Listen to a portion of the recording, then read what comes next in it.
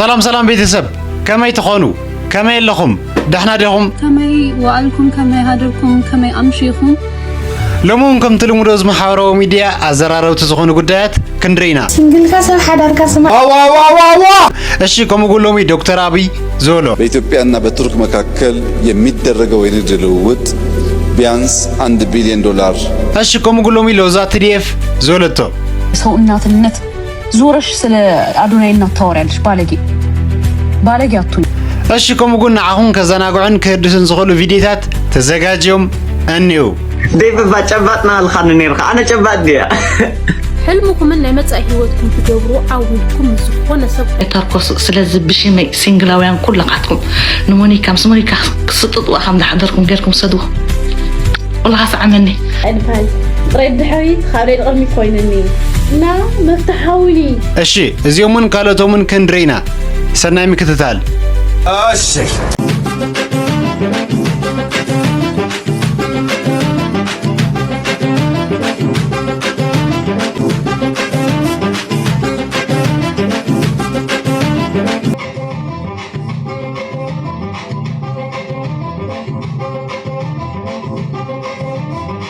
እሺ ሰላም ኮራት ተከታተልትና እንኳን በደሃን መጻሁና ዝፈረ ዝኾነ ቻናል استخدم ቪዲዮ መጀመርና ነዛ ቻናልና ሓደሽቲ ዝኾንኩም ሰባት ሰብስክራይብ ሼር ላይክ በመጋር ድጋፍኩም ይፈለይና ሌትስ ጎ አይተዝሕላ አባ ነዳዲ ሸርበሎ الفرد ايه انا بزحتي وايه ጉድ سلام ده سلام اسمني اخو مس انترناشونال موديل يرانس انترناشونال موديل يرانس بيت انترناشونال موديل شي يردانس فقرني عندك كده فقرني كاي ولا يجن الفرد ايه انا بزحتي كمي مالت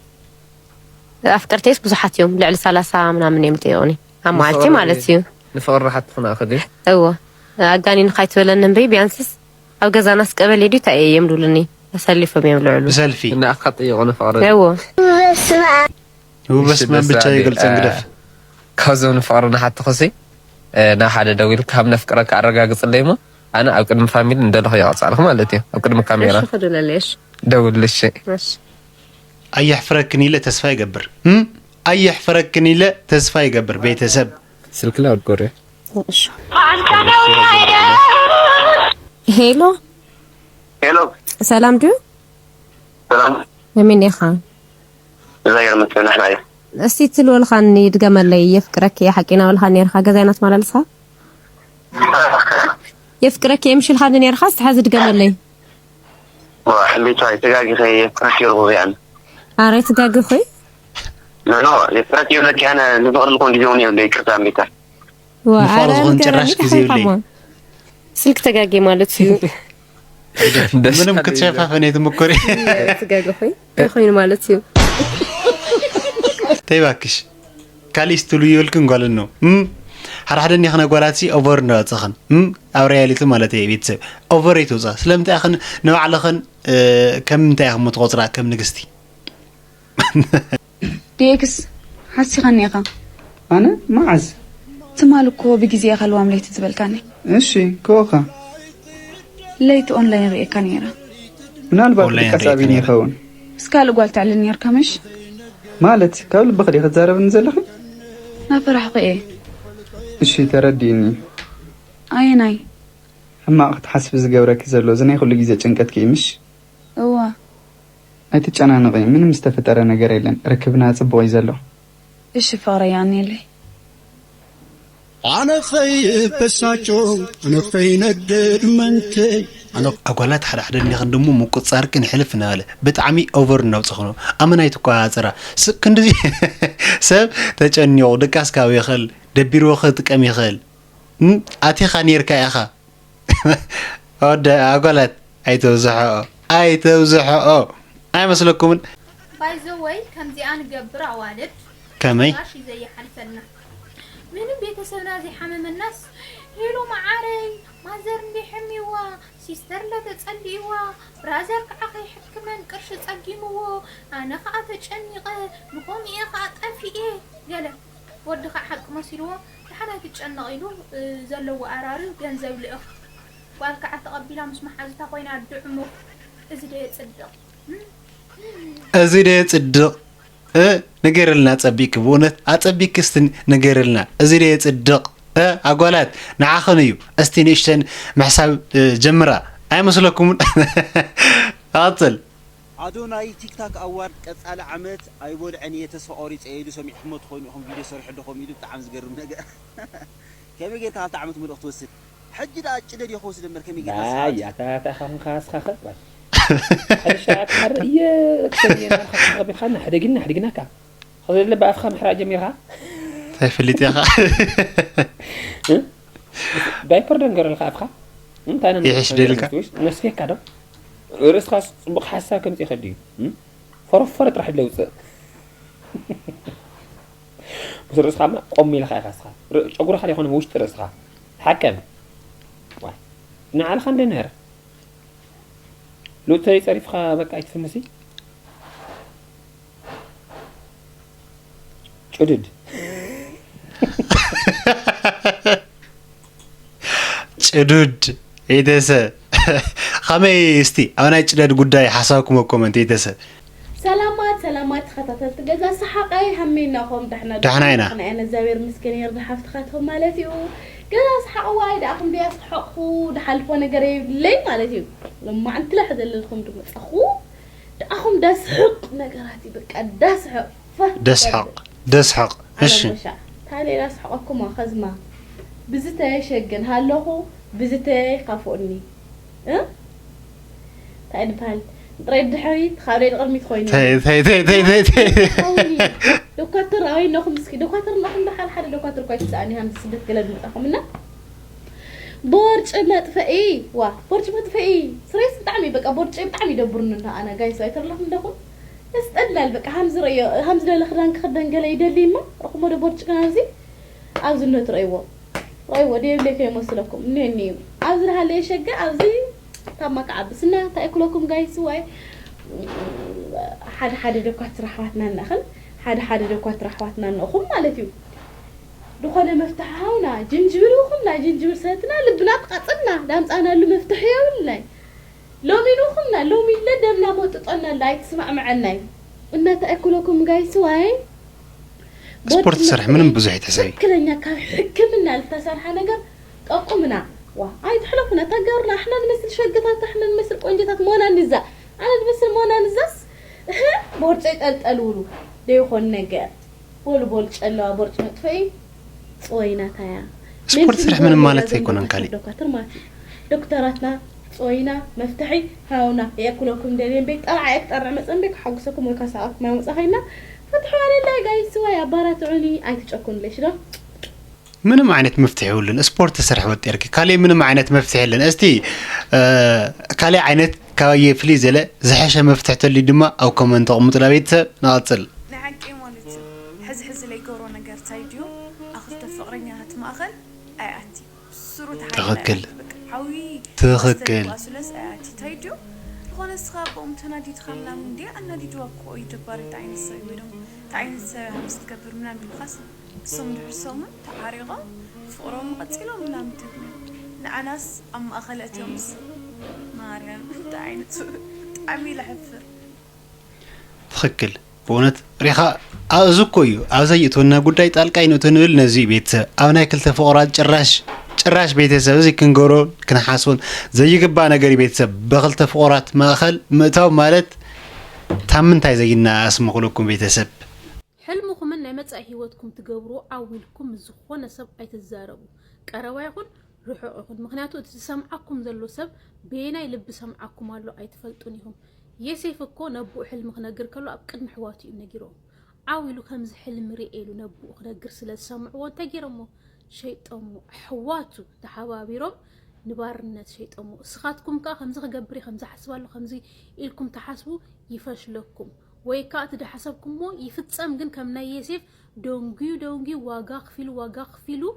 يبقى تحكم سلازم تاي كسبت تجبرو سقط بلو نزنجرن زي نجرن سابقة تفاديو مالتي شو أجزابير كم ساقم يخون أجزابير كخبركم لك كان يسيف كل نجار حليف وحوات بب حد النامس خمسة جدولو እቶም ዝደርበይኩም እቶም ዘባሳጭኹም እቶም ንዓኹም ክፋእ ኢሎም ብዙሕ ነገር ዝገበረልኩም ነይሮም ክመጽኦም እትናትኩም ምድያብ እትናትኩም ሕልምኩም ክሳኻዕ ንእግዚአብሔር ሪኢኩም ግን ብዙርያ ጥምጥም ብኾለል ደይኮነ ዳይሬክት ንክትበጽሕዋ እንድሕር ደሊኹም ሰበይ ትዛረቡ ዝቕልመዱ ሕራይ ብጣዕሚ የድፈተኩም ብጣዕሚ ዘኽብረኩም ተባረኹም ሸተኹም أنا سلمخرخ بتعمي عن فوتوك بتعمي مالتي ويتسب استي حسابها خميري أخو متمتشكم دون عيبكم بتعمي تسمع مني يو تتقملوا زيتك مخريو كم نجار زلوا مخري سلازي نتقمل لبيتسب نجورم نجارات نوشتنان نقرأ ساعتين تنركب تنناجر بتشا تزحش حساب سي مثلا بيتسب اش بيتسب زي كرانا استي نفتي زغط المدبي كوسدكم السوقون يوني مانيان جون دانيال انتاي زلو استي حدا مدبني اخغاوزكم ምንድነው ያልከው? ዮኒ ማኛ 25 ዓመት እኔ ስወለድ አሜሪካ ነው የገባው 25 ዓመት ሙሉ። አሁን ግን እኔ ከባድ ሚዛን ስለሆንኩኝ ሰሜን ያለ ነው በወንጀል ነው ሴት በመደብደብ አልወርድም በማለት በዛ በወንጀለኛ ዘመዶች። ምክንያቱም ዳዊት ድሪባ የሚባለው ያንተ ዘመድ ሌባ ጎማይ ነበረ። አንተም ከሱ ጋር ሆነ ፕሌን ልታግቱ ስትሉ የተያዛችሁ ናችሁ። አልወርድም ብለ ፕሌኑ አይንቀሳቀስም አይሄድም ተባላችሁ፣ አንወርድም አላችሁ። ሰው በዛ ምክንያት ነው የታሰርከው። ምንም ሌላ ነገር የለውም። እና 25 ዓመት በነገራችን ላይ ልጅ ወልደሃል። አሁን አንተ ቲክታክ ላይ ለምነ ቀኑን ሙሉ ቁጭ ብለ ለምነ ቀኑን ሙሉ ጧት ማታ ቁጭ ብለ ቢግ ሪስፔክት ማ ፋሚሊ ቢግ ሪስፔክት ቢግ ላቭ እያልክ ነው የምትኖረው። ማ ፋሚሊ ቢግ ላቭ ቢግ ሪስፔክት ለምን አድርገህ ነው የምትኖረው? ምን እኛ አሜሪካ ጸዳ ብለን ወልደን ከብደን እናት እየጦርን ቤተሰብ እየጦርን ጽድት ብለን እንኖራለን። እግዚአብሔር ይባረክ። አንተ ወንጀለኛ ስለሆንክ ነው ዛሬ እየጦራለ ያለው፣ በጥሩ ስራ አይደለም። ሶሻል ሚዲያን ኢትዮጵያን ማንም ሳያውቀው ቆስቁሶ ያስተማረ ነው። እዚህ ጋር የምታየው ሰው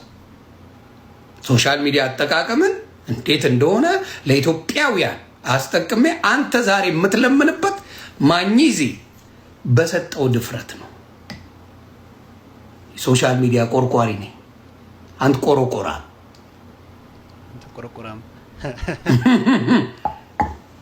አንተ አሁን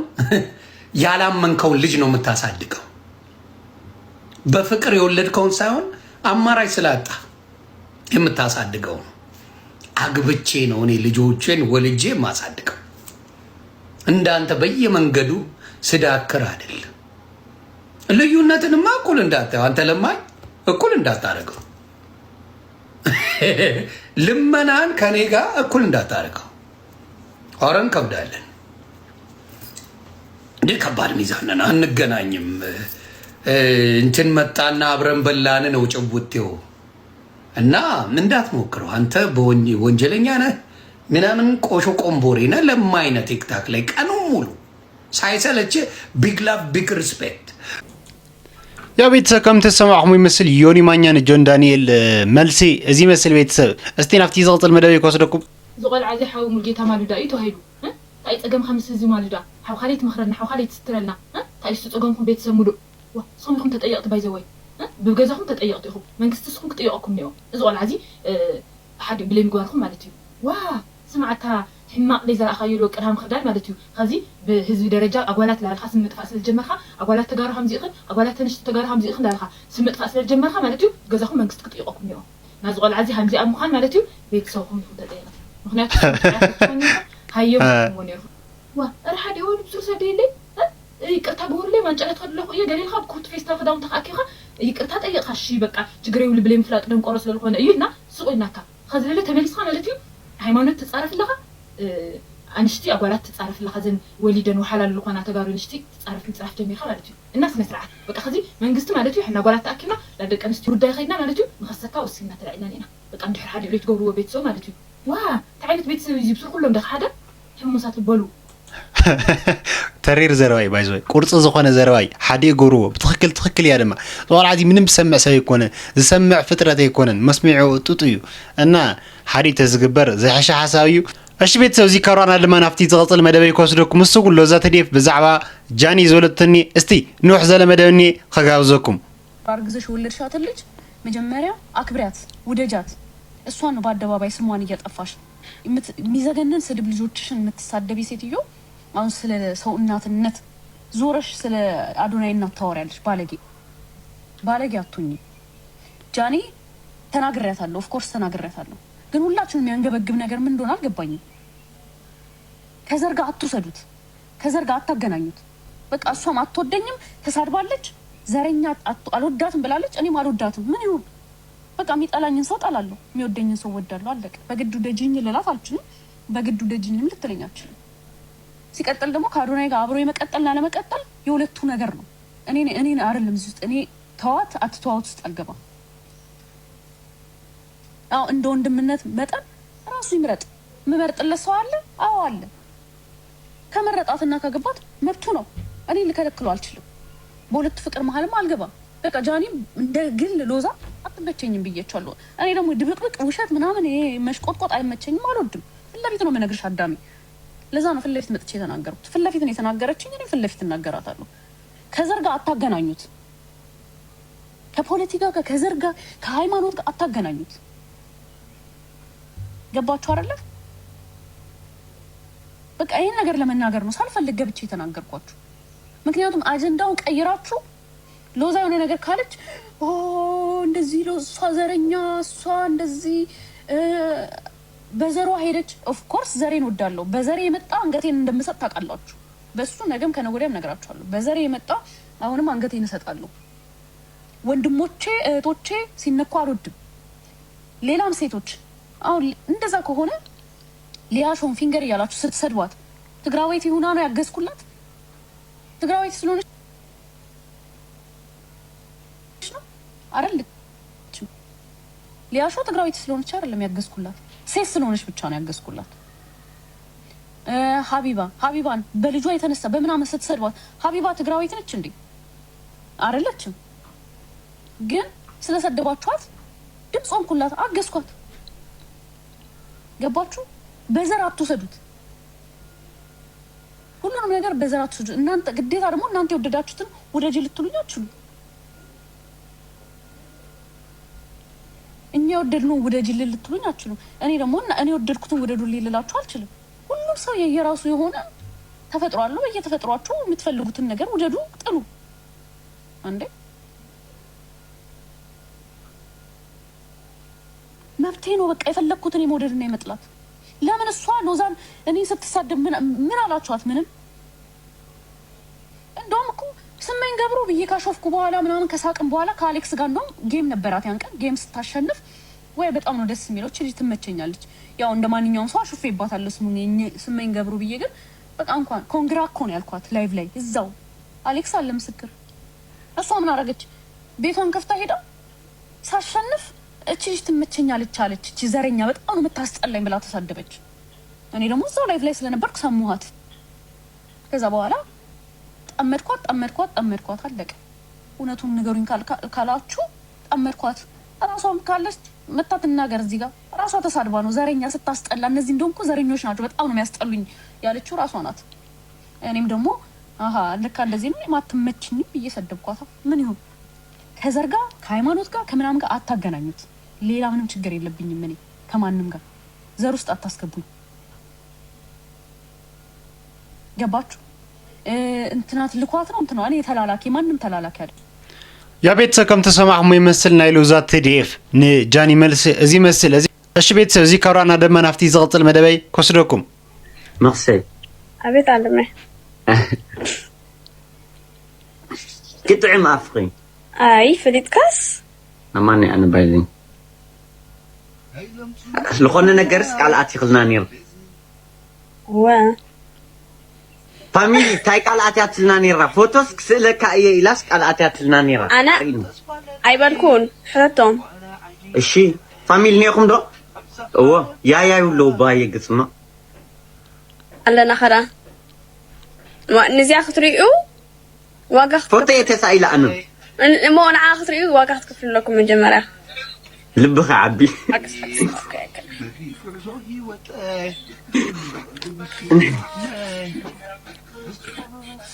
استنرأ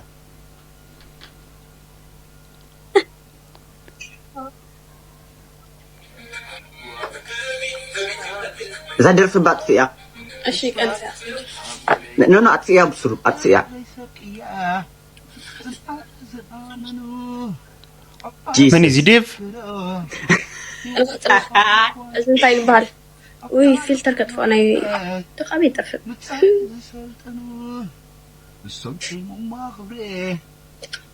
بلي فلتر يخني أخي وا شكرا استعادك زي بلي فلتر ذاتك بهالخم بلي ولا عبازي ديسكول تسوان እሺ እዚያ ግን ነው አይተወዳትም ግራሚ ይረኒ ቴንክ ዩ አነ ፋሚሊ ወኪለት ቴንክ ዩ ብጣዕሚ ቴንክ ዩ ሶ ማች ሽኮሪና ባይ ዘይ ፊልተር ያኔ ላይ ግን ፊልተር ያፈኻለይ ብጣዕሚ ደስ ስልዩ እዚ ካብራና ቤተሰብ ናፍቲ ዝቕፅል መደበይ ከወስደኩም እሱ እውን ዳዊትና ዴቭ ማለት እየ ሚኪ ኣብ ላይቭ እንታይ የጋጢምዎም እስቲ ክጋብዘኩም ዝመደብ ዴቭ ባጨባጥና ልኻን ነርካ ኣነ ጨባጥ ድያ መንና ሕዛኒ ስኻይስ መንና ንረግድ ማለት እዩ ባጨባጥና ልኻን ነርካ ሰውን ተሓመቕ ጠበያ በጃ ገዳ ካውጻይ نعم برو هذا كذب يرداك الذي عندك زعل خديم بك حساي غيره يعني ناني سيريس برو كريستيانو رونالدو يخرج والله نانا خاطر قلت تخونك زافيرن ناني قناو صايرحن هزوي انا ما عرفته ميكي رانغاتا برادا شو 6 باك قبل العرا اكزافير 6 باك كو نابتميتي لو تديبا نعيدي حجنا انا رئيساس ابي تدرس تري لها يا عاي انا يا استاذ خدك سلامه استاذ تمام زنا عصم ملكت اي سبورت مجيد لك على دي بعركي بلعب لي خبا برور انا برادا تقدر والله فريجين كلام كويس اللي يا ابني الكافر عندي كلام خو نو اي نشتي قطين خاي ليك انا ترى قول ني ولا رحن ميك حوي ولا رحن قوم ندبر رحن زو ولا ريندو او خل خاص روي رحن زي نامرينا وي نامرينا يحز قرطني والبال واجد كلام هذا وا دين تفرد ناي قانون مال او تصبي الخموم تمثل وا نعيدي ايش تزي وا ميكي ولا تهز ولا يحفرش كيف كنت بقى ما دي مسكر لنا بقى نبي هزك مسكر لكم وا دينت مسكر لكم منبر يخوني دي بيتسب دنيا دانيا وزي ازي يخوني دانيا اي مسلكم هتسمع عنده شعبي انا تقراتي بهال سمي هذا ما ظن اتي ما حزب زي دمبرات قرمان ما اخذ تقراتي ما ظن اتلا ما انا تمالتات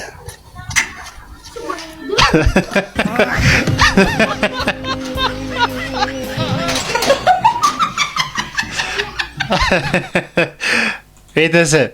እስቲ ኣብዚ ጉዳይ እዚ ሓሳብኩም ኮመንት ቤተሰብ እቶም ሲንግላውያን ሰበይቲ ዘይብልኩም ዓመ ምስኹም ሕሊፈይ ይቀስቆኩም ኣምሴ ገለ መለእ ሕጂ ግን ነፍሰይ ክትርክስ ዳነዞም ሲንግላውያን ከይተርኮስ ስለዚ ብሽመይ ሲንግላውያን ኩላኻትኩም ንሞኒካ ምስ ሞኒካ ክስጥጥዋ ከም ዝሓደርኩም ጌርኩም ሰድዎ ወላኻስ ዓመኒ ሲንግልታ ናይ ምስዓም ስደት ሕጂ ኣይቀነን እዩ ዝበል ሓንቲ ብሉሽ ፀገም የለ ኩላኻ ሲንግል ሰዓመኒ እንታይ ኣብ ሞት ስዕማት እንደደበልካ ሞኒካ ይትሓረካ ወይ ዝተናጣዊት ኣዘረብቃ ወይት የላ ቅልጥፍ ሲንግል ሰዓመኒ ረጃ ሞኒካ ረጃ عمكم دق زاد نقطة دقيقة كبرت بقى فترة زي سينجل سعمل تبعي قاس سعمل تخلى تبقال ما قال دروق بحيل دقيركي مونيكا بفقر كويت قوري بحيل كو جيركيو اما جيرنا كنسع ماك سينجلات سوري عفوا لمتاي يدس የቲክታክ ማህበረሰብ ለአራት የተከፈለበት ወቅት ነው አሁን ይገባኛል ለአዶናይ አንድ ሰጀሽን አለኝ ከደረሰው ቲክታክ የሥራ ቦታ ነው በጣም የምትወደው በጣም ማስተር ያደረክበት ሰክሰስ ያደረክበት ቦታ ነው እና በጣም እንደምትወደው ማውቃለሁ። እኔ ብዙ ጊዜ ምን አላረግም መሰለዚህ ሶሻል ሚዲያ ላይ ቤተሰቦቼን ደሞዜን እምወደውን ነገር በምንም ታምር ወደዚህ አላመጣም ነው። አሁን አንተ 5 ሚሊዮን ፎሎወር 5 ሚሊዮኑ በነገራችን ላይ የሚወዱ ናቸው። 20 ሚሊዮን ደግሞ የሚጠሉ ሊኖሩ ይችላሉ። የሰው አይን በጣም መጥፎ ነው እና ቤተሰብ ማዘርን ፋዘርን ሚስትህን አሁን ከጃኒ ጋር ታረቅም አልታረቅም አዲስ ሚስት የሚያስክም አልያስክም እነሱን እዚህ ሶሻል ሚዲያ ላይ ባታመጣቸው በክፉ አይን ባታስጎበኛቸው ጥሩ ነው። የሰው አይን የበዛበት ነገር አይበረክትምና በጣም ብዙ ሰው ወዳጅ ይመስላል፣ ግን ምቀኛና ቅናተኛ ሰው ይበዛል ሰው ሲባልና ራስህን በተለይ ፐርሰናል ላይፍህን ሸሸግ አድርገህ በቃ መልእክትህን ስራህን አንተነትህን ብቻ አለበለዛ ከትንሽ ጊዜ በኋላ ደግሞ እንደገና እንደዚህ አይነት ግርግር መነሳት አይቀርም። እንደዚህ አይነት ነገር የሚያስነሱ ሰዎች አቴንሽን የሚፈልጉ ሰዎች ናቸው። አንተ ደግሞ አቴንሽን ኦልሬዲ አግኝተሃል ከበቂ በላይና ስራህንና ማንነትህን ብቻ ኤክስፕረስ እያደረክ ብትሄድ ከዚህ በኋላ የተሻለ ነው ለማለት ነው። መልካም ቀን። بتخكل بونت حقوي منقنيا بوزح سوينا بيتسب فاميلي تزياتو تمرات يخوني لي حسب بيتسب ازي كارانا استينافتي زغط المداري كوسدكم بيتسب 130 ሚሊዮን ህዝብ ያለባት ሀገር የባህር በር አታና ተዘግቶባት መኖር እንደሌለባት ከቱርኩ ፕሬዝዳንት ረጂብ ጣይብ ኤርዶጋን ጋር ተነጋግረዋል ሲሉ ጠቅላይ ሚኒስትር ዶክተር አብይ አህመድ በአሁን ሰዓት ይፋ አድርገዋል። እንደሚታወቀው እንግዲህ የቱርኩ ፕሬዝዳንት ረጂብ ጣይብ ኤርዶጋን ወደ አዲስ አበባ መጥተው እንግዲህ የተለያዩ ጉብኝቶች ካደረጉ በኋላ በብሔራዊ ቤተ መንግስት በአሁን ሰዓት ከጠቅላይ ሚኒስትር ዶክተር አብይ አህመድ ጋር እንግዲህ የጋራ ጋዜጣዊ መግለጫ እየሰጡ እንደሆነ ይታወቃል። በዚህ ጋዜጣዊ መግለጫ ወቅት እንግዲህ ጠቅላይ ሚኒስትሩ ይህንን ነገር ተናግረዋል። ጠቅላይ ሚኒስትሩ አክለውም ሀገራችን በሰላማዊ መንገድ የባህር በር ማግኘት የምትችልበት ሁኔታ ላይ እንዲተባበሩ የቱርኩ ፕሬዝዳንት እንደጠየቁት ጭምር ነው ይፋ ያደረጉ የሚገኘው። በዚህ ሰዓት እንግዲህ በብሔራዊ ቤተ መንግስት የጋራ ጋዜጣዊ መግለጫ እየሰጡ እንደሆነ ይታወቃል። አሁንም አዳዲስ መረጃዎችን በፍጥነት ያው ቤተሰብ ከም ተሰማዕኩም ይመስል እዚ ካራና ድማ ናፍትና የመወዳታ መደበይ ኮስደኩም መስጉን ዶክተር አብይ ሎሚ ምስ ፕሬዝዳንት ናይ ቱርኪ ዝጎረ ጻኒት خጋውዘኩም በኢትዮጵያና በቱርክ መካከል የሚደረገው የንግድ ልውውጥ ቢያንስ $1 ቢሊዮን መሙላት እንችልና ከዚያም በላይ ማደግ እንዲችል በሁለቱም መንግስታት ታቅዶ እንዲሰራበት እንዲሁም የቢዝነስ ሴክተሮች ዳይቨርሲፋይ እንዲደረጉና በሁለታችን መካከል ያለው የንግድ ልውውጥ እንዲያድግ ከስምምነት ተደርሷል። በተለይም የቱርክ ሁነኛ ኩባንያዎች ወደ ኢትዮጵያ በመምጣት ኢንቨስት በማድረግ ለሀገር ውስጥ ገበያ ብቻ ሳይሆን ለአፍሪካ ገበያ ኤክስፖርት ማድረግ እንዲችሉ በትብብር እንድንሰራ ተጨማሪ ኢንቨስተሮች እንድናመጣ ተነጋግረናል። ኢትዮጵያ በዓለም ላይ ፈጣን እድገት እያመጡ ካሉ ጥቂት ሀገራት መካከል አንዷ ስትሆን በዚህ ዓመት የ10.2% እድገት ትጠብቃለች። የዚህ እድገት ቀጣይነት መረጋገጥ የሚችለው ከ130 ሚሊዮን ህዝብ በላይ ያላት ሀገር የሲ አክሰስ ተከልክላ በዓለም ላይ ካለው ልምምድና ትሬንድ ውጪ በጠላቶቻችን ደባ ለረጅም ጊዜ የጂኦግራፊ እስረኛ ሆና እንድትቆይ መደረጉ ትክክል አለመሆኑንና እንደ ቱርኪ ያሉ የኢትዮጵያ ወዳጆች በዲፕሎማቲክ መስኩ ጫና በመፍጠር በሰላማዊ መንገድ ኢትዮጵያ የሲ አክሰስ ማግኘት የምትችልበት ሁኔታ እንዲያግዙ በስፋት ተወያይተናል። ሎጂስቲክስ አንዱ ትልቁ ቦትልኔክ ነው ለኛ እድገት። ከዚያ ደግሞ የሲ አክሰስ ቁልፉን ነገር የሚይዝ ሲሆን ፕሬዝዳንት ኤርዶጋን ከዚህ አንጻር የበኩላቸው ሚና እንዲጫወቱ ጠንከር ያለ ውይይት አድርገናል። ለዚህ ምስጋና እናቀርባለን። يا بيتكم تسمعهم يمثل ناي دكتور أبي ملقت زي يمثل زي لبيتهم ناي لو مدبنا زيهم مسل نيرهم بخالي فيديوز كان الرخب ببزلهم يمشيكم زي فيديو تمشيكم بيتسب سبسكرايب مقاري ترسيعكم بخالي فيديوز كعزرخوكم بتعمي اسفتوكم دحنكم اللي شير شير شير شير اساي شير شير شير شير شير لايك شير شير شير شير اساي شير شير شير شير شير لايك شير شير شير شير اساي شير شير شير شير شير لايك ሸር ሸር ሸር ሸር አሰይ ሸር ሸር